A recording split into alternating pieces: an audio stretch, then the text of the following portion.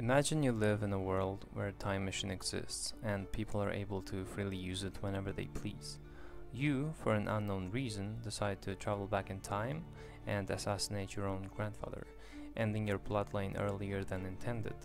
You succeed in your mission, eliminating your grandfather before he has the chance to meet your grandmother, which by all logical accounts should prevent you from the very existence. However, this act plunges you into a paradox. If your birth never occurs, you would never have the opportunity to use the time machine and commit the act that prevented your birth in the first place. Makes sense, right? No, it doesn't, and that is precisely the point. Paradoxes, they represent these kinds of scenarios where something impossible occurs. However, I believe every single paradox can be resolved, suggesting that paradoxes by their very nature cannot truly exist in this world. Let's go back to the classic grandfather paradox.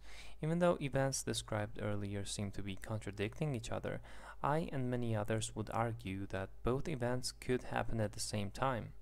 In other words, there are several resolutions and theories explaining how the grandfather paradox could in fact work.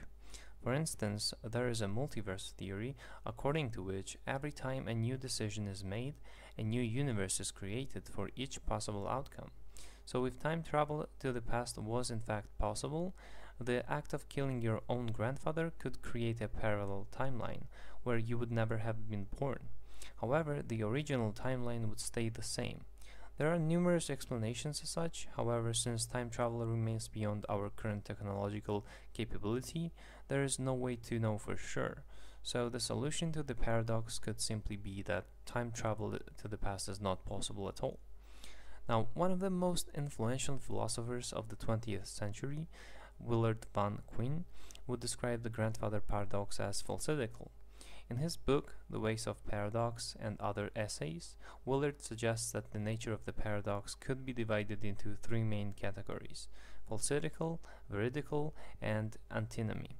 The first two is fairly easy to resolve and come up with solutions. However, an antinomy poses a challenge for a lot of people, which is why I will be focusing on that one alone. Antinomy is basically a contradiction between two beliefs or conclusions that are in themselves reasonable or logical. To elaborate, I will use one of the most famous examples of antinomy, which is following: this statement is false. The more one might think about this, more convinced they would be that this is an example of a paradox which does in fact exist in real life. But I will try to burst that bubble. Problem with the statement is that we assume it either has to be truth or a lie. In reality, these are just words with no meaning whatsoever. To convince you further, let me give you an example.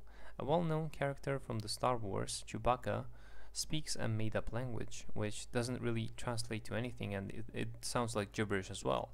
And according to that premise, anything Chewbacca says can neither be a lie or a truth, but it's simply meaningless use of sounds. With this, it has been established that sentences or statements do not have to fall into two conventional categories, which suggests that the statement is false doesn't have to either.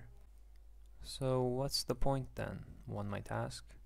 Well, even though paradoxes do not exist, at least to my belief, I think their existence in theory has a significant meaning. For instance, they stimulate critical thinking and challenge our understanding of reality, which inevitably helps us navigate through the complexities of this world by making us question why something logical could be the farthest thing from the truth.